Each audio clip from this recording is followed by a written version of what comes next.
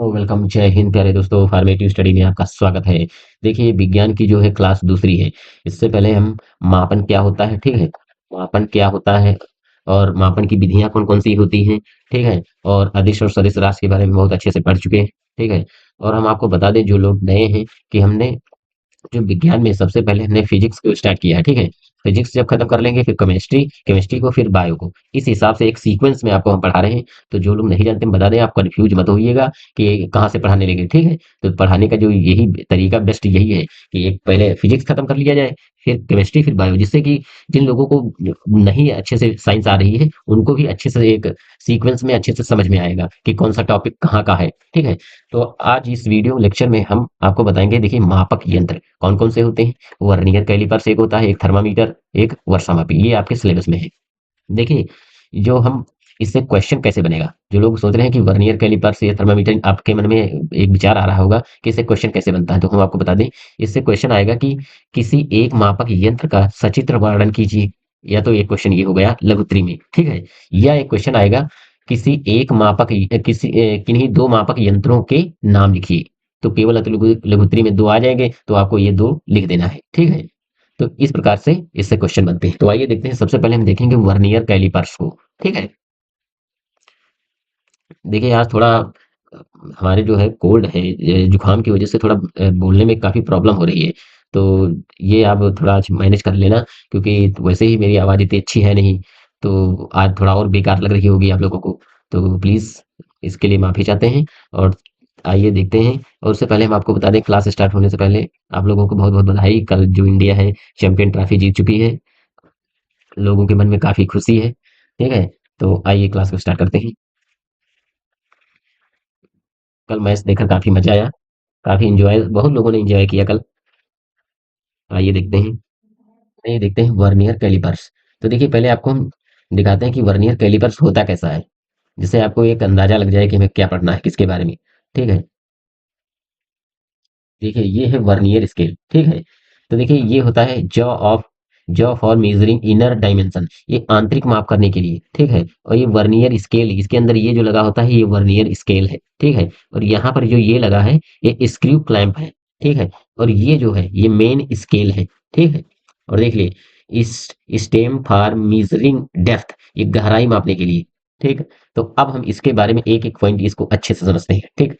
आइए देखिए, vernier callipers एक सटीक मापने वाली यंत्र है, ठीक है। इसका उपयोग विभिन्न वस्तुओं की लंबाई, चौड़ाई, गहराई और व्यास मापने के लिए किया जाता है। यह एक प्रकार का मापक यंत्र है जिसे वैज्ञानिक प्रयोगों, इंजीनियरिंग और मशीनी कामों में इस्तेमाल किया जाता है। इसे वर्नियर स्केल भी कहा जाता है, ठीक है। ये तो हो गई इसकी डेफिनेशन। अब देखिए, वर्नियर कैलिपर्स की संरचना क्या है, मतलब इसकी बनावट, किस क्या क्या इसके पॉइंट है मेन में। तो देखिए, एक होता है इसका मुख्य स्केल, यह स्थिर होता है और सामान्यतः सेंटीमीटर मिलीमीटर में माप करता है। देखिए, इससे एक क्वेश्चन बनता है कि वर्नियर कैलिपर्स का माप में क्यों प्रयोग किया जाता है। देखिए, तो ये जो सबसे सटीक और सबसे सही माप देता है, वो भी कम, एक अगर सेंटीमीटर कोई माप है, कोई एक सेंटीमीटर से कम, जैसे मिलीमीटर, अगर ये मिलीमीटर में भी माप करनी हो तब भी ये शुद्ध माप देता है, ठीक है। अब देखिए, वर्नियर स्केल दूसरा पार्ट क्या है। वर्नियर स्केल यह एक स्लाइडिंग स्केल होता है जो मुख्य स्केल के ऊपर चलता है, और इससे हमें अधिक सटीक माप प्राप्त होती है। यह स्केल छोटे विभाजक में माप लेने की क्षमता देता है, ठीक है। अब देखिए, वर्नियर कैलिपर्स के हिस्से, देखिए इसके कौन कौन से हिस्से हैं। तो एक होता है फिक्स जबड़ा, यह स्थिर रहता है और माप लेने के लिए संदर्भ बिंदु प्रदान करता है। एक होता है मूविंग जबड़ा, यह स्केल के साथ स्लाइड करता है और वस्तु को पकड़ता है। देखिए, ये जो वस्तु को पकड़ने के लिए काम करता है, ठीक है। एक होता है नोजल, यह वह भाग है जो माप लेने के लिए वस्तु के संपर्क में आता है, ठीक है। नोजल क्या होता है, जो माप लेने के लिए उसके संपर्क में आता है, ठीक है। और दूसरा होता है जांच, लॉ। देखिए, लॉक स्क्रू, एक लॉक स्क्रू होता है, यह स्क्रू मूविंग जबड़े को स्थिर करता है, ठीक है, ताकि माप के दौरान किसी भी प्रकार की हलचल, ये गलत लिखा है, देखिए, हलचल ना हो, ठीक है, हलचल ना हो। फिर देखिए नोज, जबड़े का वह हिस्सा जो वस्तु से टकराता है, यह सटीक माप में मदद करता है, ठीक है।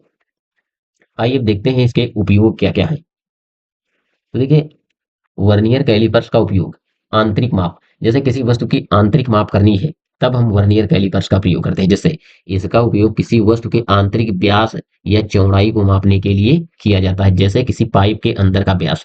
हाँ, देख लीजिए, अगर जैसे कोई ये पाइप है, ठीक है, ये पाइप है, अब इसके ये अंदर की माप चेक करनी है कि ये कितनी है, तो देखिए ये बहुत कम माप होती है। तो इस वजह से वर्नियर कैलिपर्स का उपयोग करने से क्या होता है, इसकी माप हमें बहुत अच्छी और सटीक और शुद्ध प्राप्त होती है। ठीक है। अब बाहरी माप, किसी वस्तु के बाहरी व्यास या लंबाई को मापने के लिए। ठीक है। और देखिए गहराई, इसे गहराई भी बहुत अच्छे से मापी जा सकती है। देखिए इसका उपयोग गहरे गड्ढे या सतह के नीचे की गहराई मापने के लिए किया जाता है। दूसरा देखिए, चौथा, स्टेप माप, यह किसी वस्तु की ऊंचाई या गहराई के विभिन्न स्तरों को मापने के लिए उपयोग किया जाता है। आगे देखते हैं। अब आइए देखते हैं इसमें सटीकता मतलब शुद्धता कितनी होती है, कि ये कितनी एक्यूरेट माप कर सकता है। देखिए वर्नियर कैलिपर्स आमतौर पर 0.1 मिली, देखिए कितनी शुद्ध माप कर सकता है और कितनी छोटी ये माप है। 0.1 मिली यानी 0.001 सेंटीमीटर तक की सटीकता प्रदान करते हैं। ठीक है, इसका मतलब है कि हम 1 सेंटीमीटर से भी छोटे माप भाग को भी माप सकते हैं। चाहे जितना 1 सेंटीमीटर से छोटा अगर कोई है माप, उसको भी अच्छे से नाप सकता है। ठीक है। अब देखिए मापने की प्रक्रिया क्या है। वर्नियर कैलिपर्स पर माप करने के लिए सबसे पहले मुख्य स्केल और वर्नियर स्केल को सही ढंग से अलाइन किया जाता है, मतलब जोड़ा जाता है। फिर मूविंग जबड़े को वस्तु के चारों ओर रखा जाता है और उस पर अंतिम माप देखा जाता है। ठीक है। उदाहरण देखिए, यदि मुख्य स्केल पर 3 सेंटीमीटर, वर्नियर स्केल पर 0.2 मिलीमीटर आ रहा है, तो कुल माप 3.2 सेंटीमीटर होगा। ठीक है। इस प्रकार वर्नियर कैलिपर्स एक उच्च सटीकता वाला यंत्र है जो माप के लिए मापक व्यापक रूप से उपयोग किया जाता है, विशेष रूप से छोटे और सटीक मापों के लिए। तो मेन काम है इसका, जो सबसे छोटी से छोटी अगर माप चेक करनी है तो हम किसका प्रयोग करेंगे, वर्नियर कैलिपर्स का। ठीक है। बस इसके आपको डेफिनेशन याद कर लेनी है और मेन मेन पॉइंट याद करना है। ठीक है, उसके बारे में ज्यादा डिटेल से नहीं समझ याद करना है। ठीक है। जैसे मापने की प्रक्रिया आप इसको छोड़ भी दें कोई दिक्कत नहीं, बस एक हमने समझाने के लिए सारा कुछ लिख दिया था। ठीक है। आइए देखते हैं अगला। अब आइए देखते हैं दूसरा मापक यंत्र है थर्मामीटर। देखिए थर्मामीटर को आप सभी लोग जानते होंगे, क्योंकि जब भी आप लोगों को अगर फीवर आ रहा है या बीमार हो रहे हैं, तो जब डॉक्टर के पास जाते हैं तो सबसे पहले आपको आपका जो फीवर है वो थर्मामीटर से ही चेक करता है। तो वही हम आज उसके बारे में बहुत अच्छे से आपको बताते हैं। ठीक है। देखिए एक उपकरण है जिसका उपयोग शरीर के तापमान को मापने के लिए किया जाता है। यह चिकित्सा क्षेत्र में बहुत महत्वपूर्ण होता है और डॉक्टर तथा नर्सों द्वारा प्रयोग की शरीर के तापमान का सटीक माप लेने के लिए उपयोग किया जाता है। डॉक्टर थर्मामीटर आमतौर पर मापने के लिए मापे गए तापमान के आधार पर किसी व्यक्ति के स्वास्थ्य की स्थिति का निर्धारण करता है। ठीक है। अगर वो व्यक्ति ठीक है या उसके फीवर है या नहीं है, इसका जांच कैसे की जाती है, तो ये इस थर्मामीटर की मदद से। ठीक है। अब देखिए थर्मामीटर के प्रकार। तो थर्मामीटर कितने प्रकार के होते हैं, एक होता है पारा थर्मामीटर, ठीक है, एक होता है डिजिटल थर्मामीटर और एक होता है इंफ्रारेड थर्मामीटर। तो पहले हम इनको एक एक करके आपको दिखाते हैं और फिर इसको डिटेल से समझाते हैं। तो आइए देखते हैं। देखिए पहला है ये पारा थर्मामीटर। देखिए इसके अंदर ये सबसे पुराना थर्मामीटर है, ये बहुत पहले डॉक्टर यूज करते थे, लेकिन आजकल जो देखा जाए तो इसका यूज बहुत कम होता है। ठीक है, आजकल अभी आगे हम बता रहे हैं इसका ज्यादा प्रयोग हो रहा है। देखिए तो ये पारा थर्मामीटर, इसके अंदर पारा भरा होता है। देखिए इसके अंदर ये क्या है, ये पारा भरा होता है। पारा को हम क्या कहते हैं, एच जी।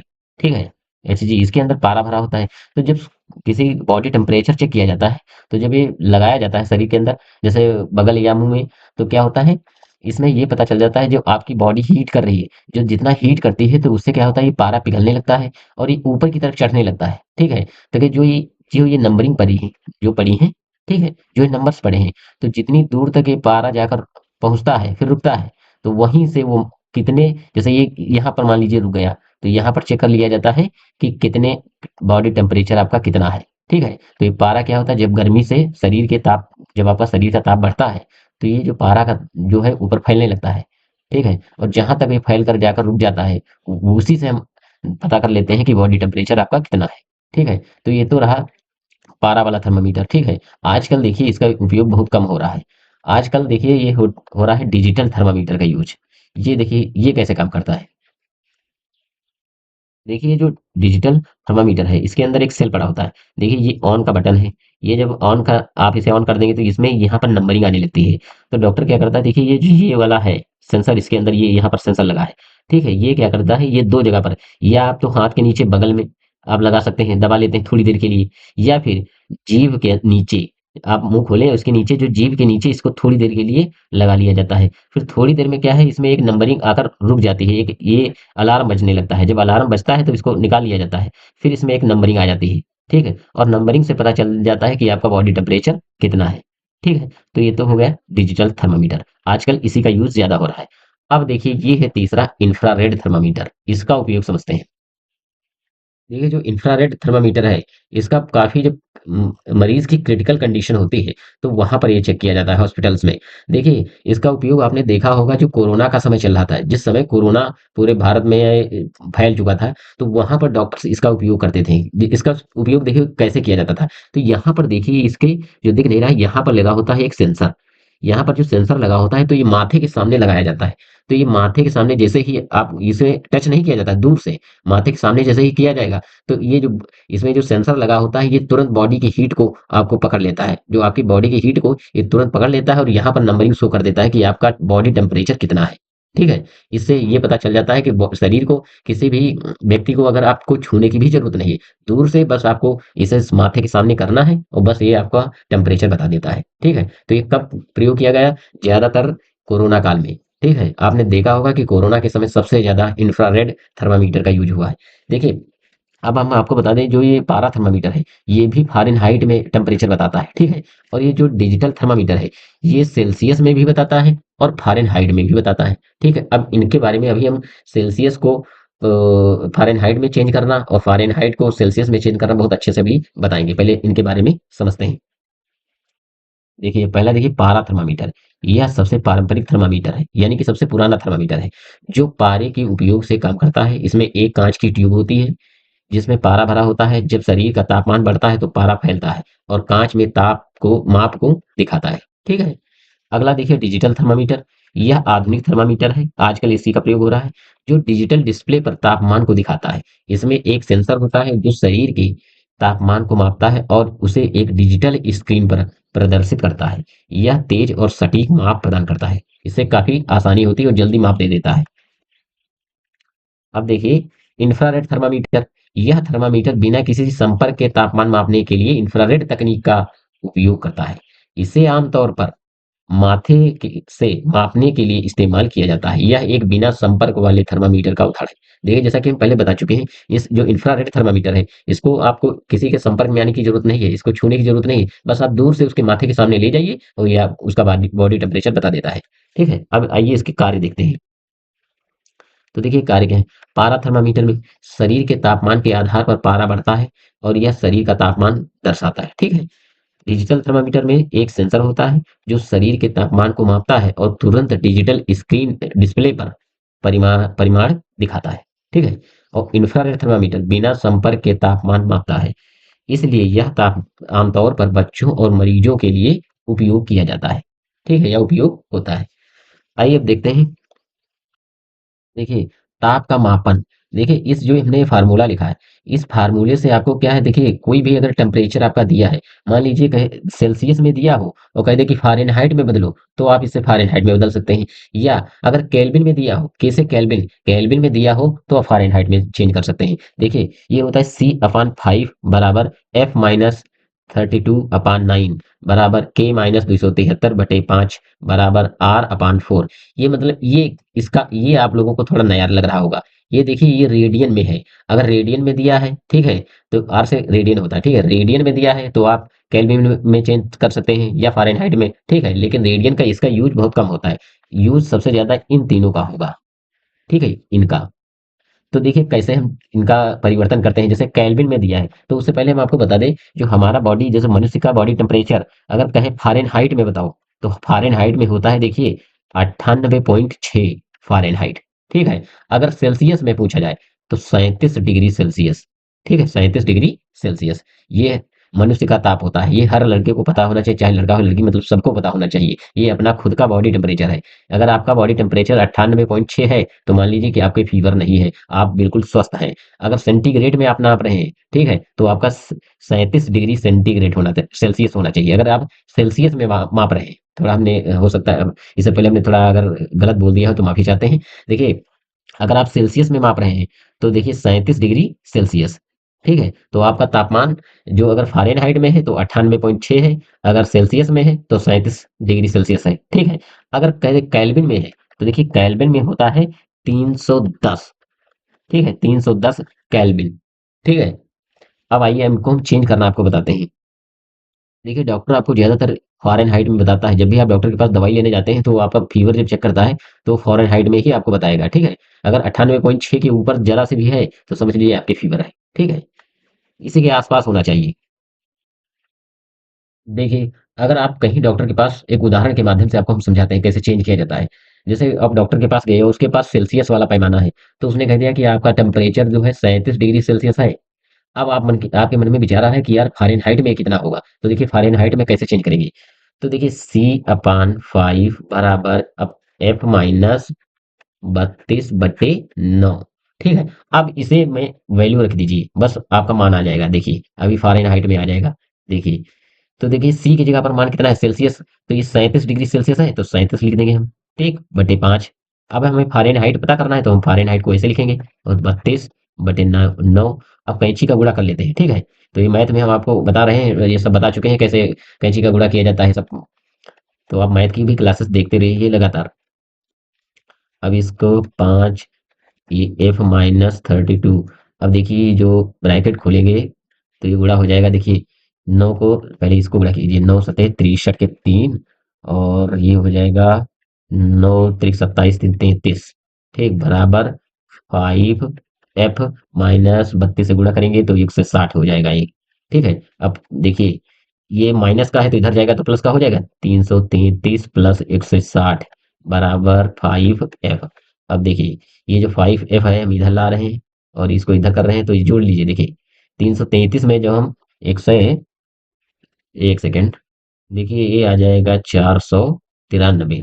अब देखिए इसको हम, ये 5 एफ है, तो ये जो भी 5 एफ है तो 5 जब इधर जाएगा बराबर के, तो ये बटे के नीचे आ जाएगा, तो ये 493/5। अब इसको आप भाग कर लीजिए, बस करते हैं। देखिए हमने 5 से इसको डिवाइड किया तो कितना आ गया, ये आ गया 98.6। देखिए आ गया जो हमने पहले आपको बताया था। अगर सेंटीग्रेड में, देखिए सेल्सियस में अगर आपका तापमान दिया है सेल्सियस में और कह रहा है कि फ़ारेनहाइट में चेंज कीजिए, तो आप उसी फार्मूले में आपको रखकर आप बस चेंज कर लेना है। देखिए तो हम 37 डिग्री सेल्सियस अगर टेम्परेचर है, अगर कहा जाए कि फ़ारेनहाइट में चेंज करो तो कितना आएगा, 98.6 डिग्री फ़ारेनहाइट, ठीक।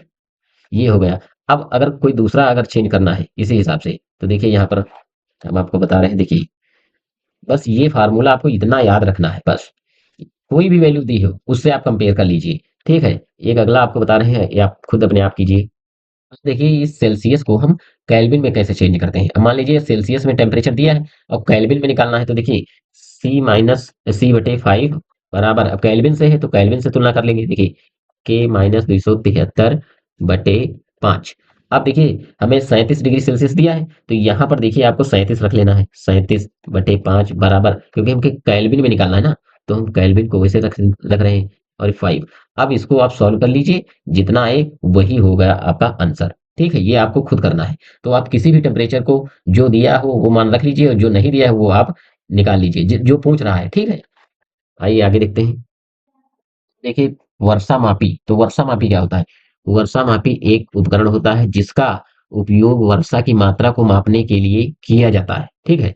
यह मौसम विज्ञान में बहुत महत्वपूर्ण उपकरण है, और इसे आकारों में विभिन्न आकारों में पाया जा सकता है, ठीक है, विभिन्न आकारों में पाया जा सकता है। इसका उद्देश्य यह निर्धारित करना कि एक विशेष स्थान पर कितनी वर्षा हुई है।